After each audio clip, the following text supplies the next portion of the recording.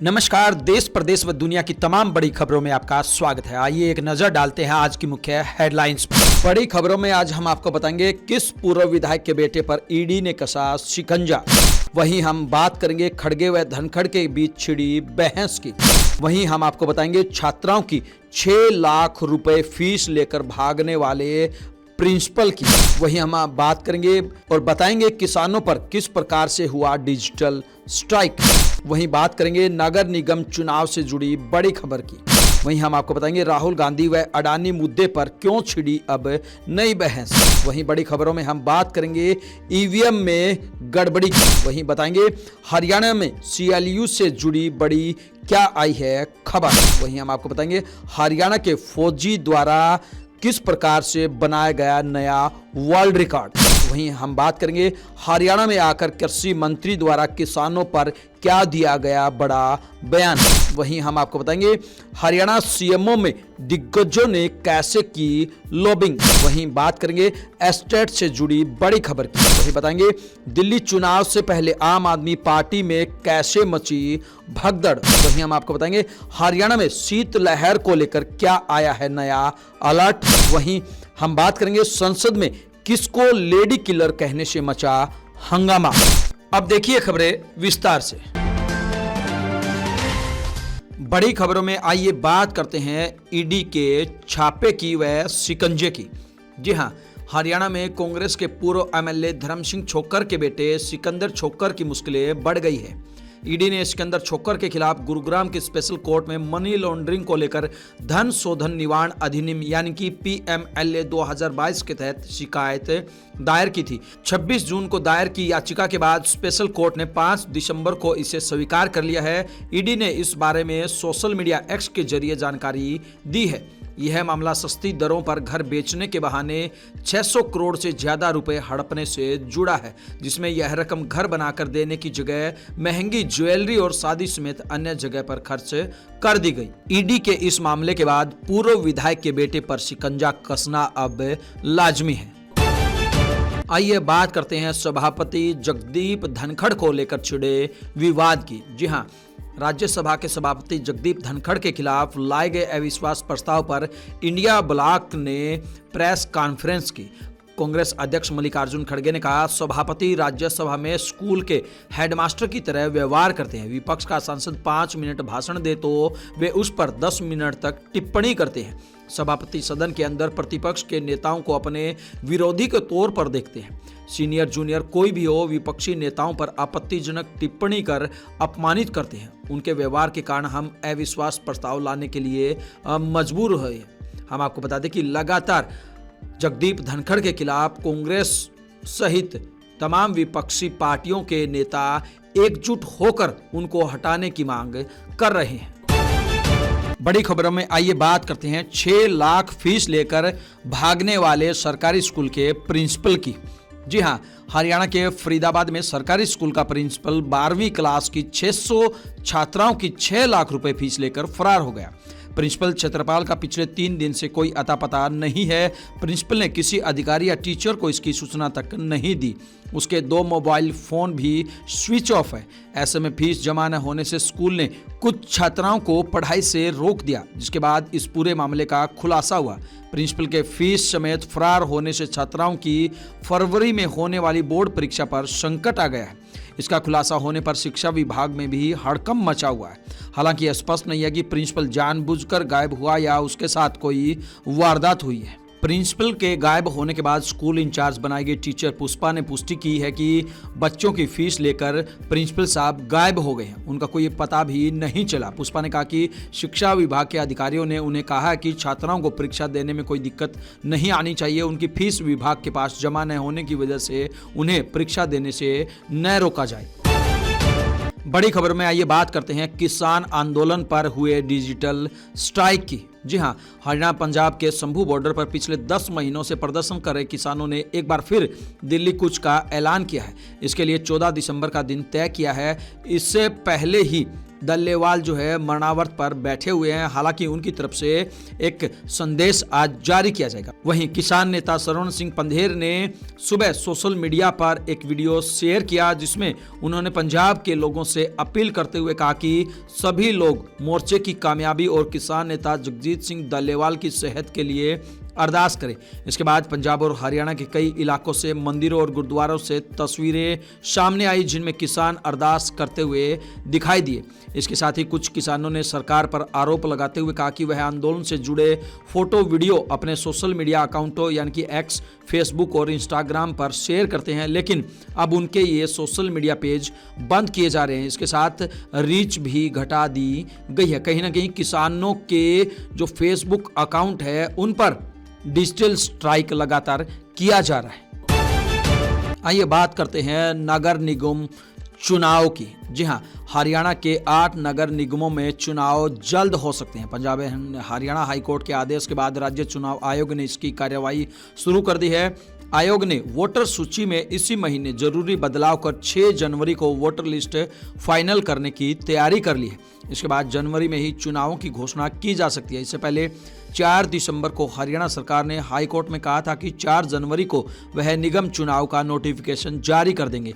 इसके 1 महीने के भीतर चुनाव करवाकर 4 फरवरी को रिजल्ट भी घोषित कर देंगे।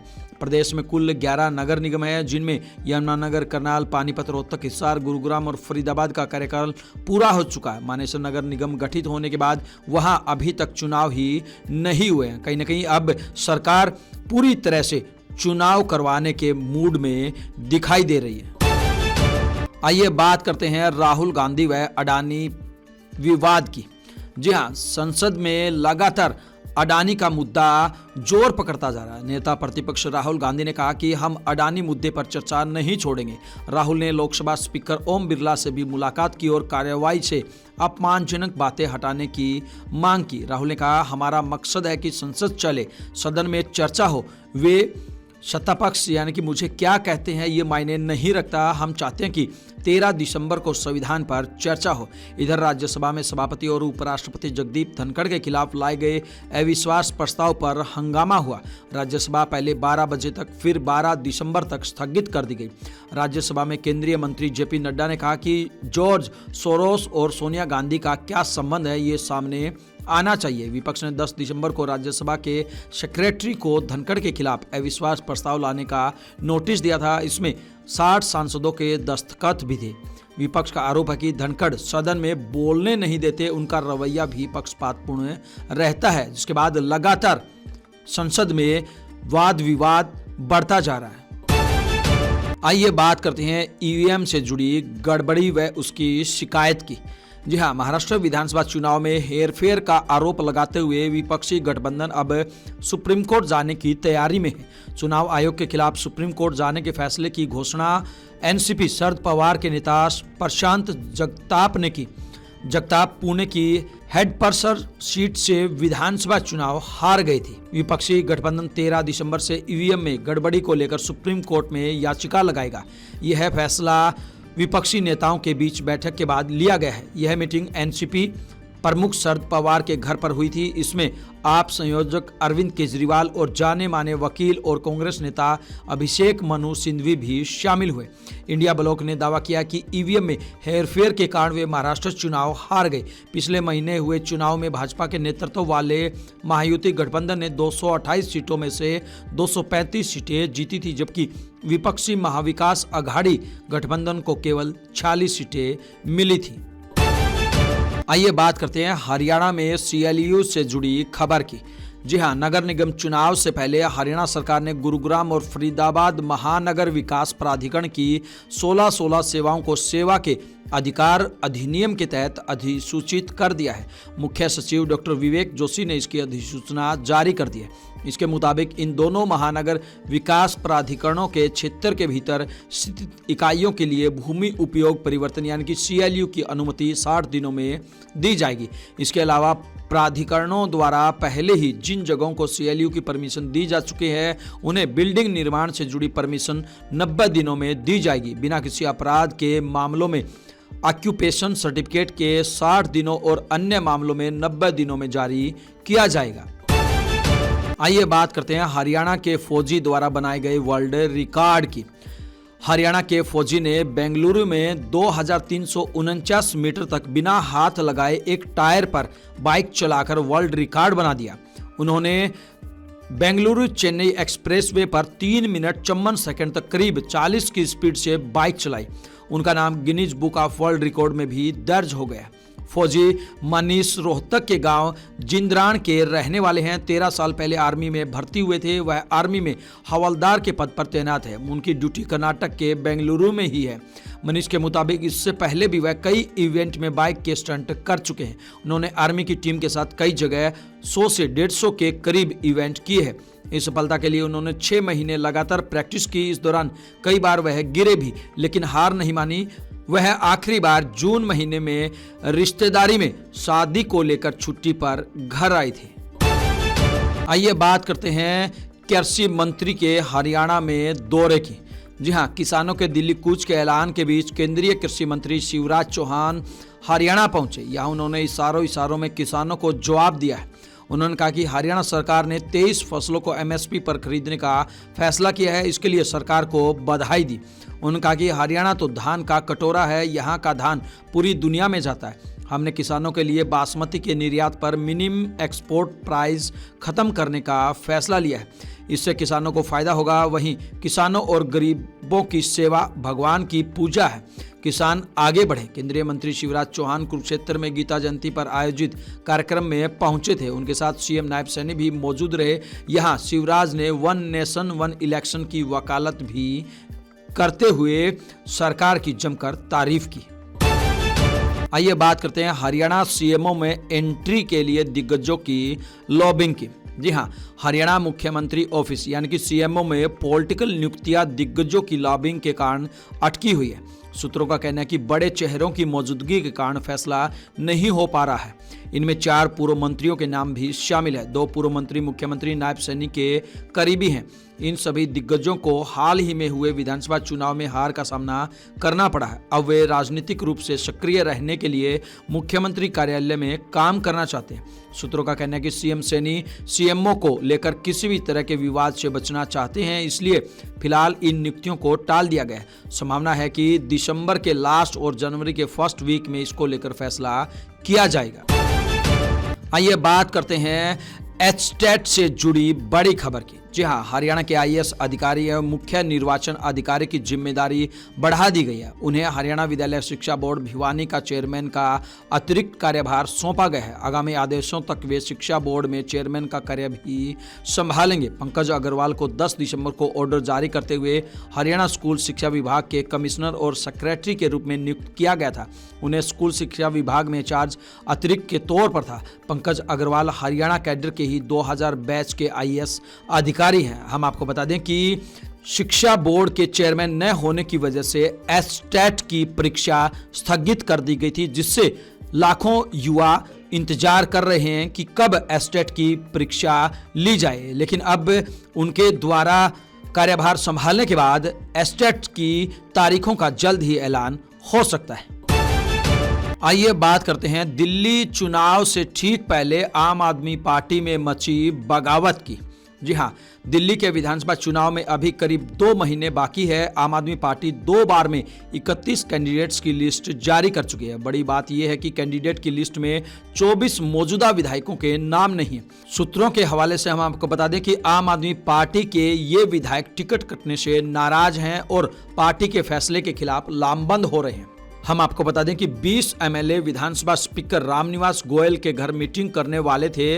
मीटिंग से जुड़ी खबर सामने आने के बाद रामनिवास गोयल को हाईकमान ने बुला लिया। सोर्स ने कहा कि मीटिंग होना तय था, लेकिन अब कोई इस पर बात नहीं कर रहा है। इसके बाद हमने रामनिवास गोयल से बात की। उन्होंने कहा कि ऐसी कोई मीटिंग नहीं होनी है, ये खबर गलत है। कहीं न कहीं सिटिंग विधायकों की टिकट कटने के बाद अब आम आदमी पार्टी में बगावत होने के आसार लग रहे हैं।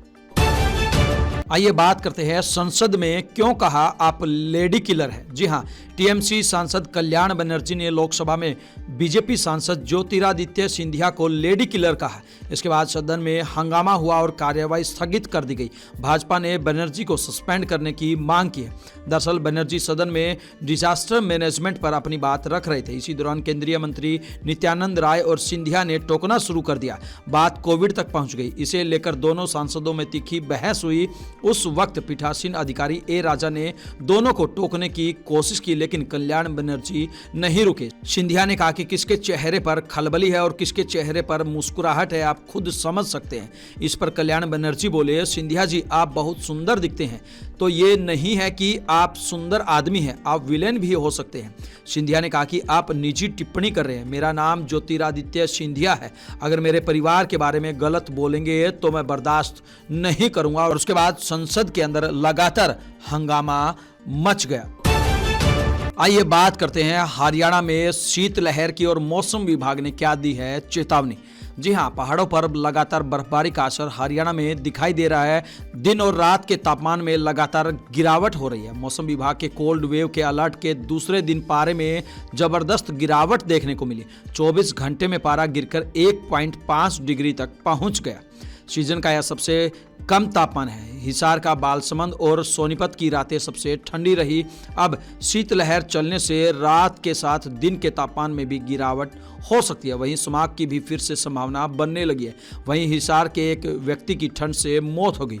आईएमडी के अनुसार अब आने वाले 4 दिन तक लगातार शीतलहर चलती रहेगी। पंचकुला, महेंद्रगढ़, रेवाड़ी, मेवात, पलवल, हिसार, भिवानी, चरखी दादरी में शीतलहर का येलो अलर्ट जारी किया गया।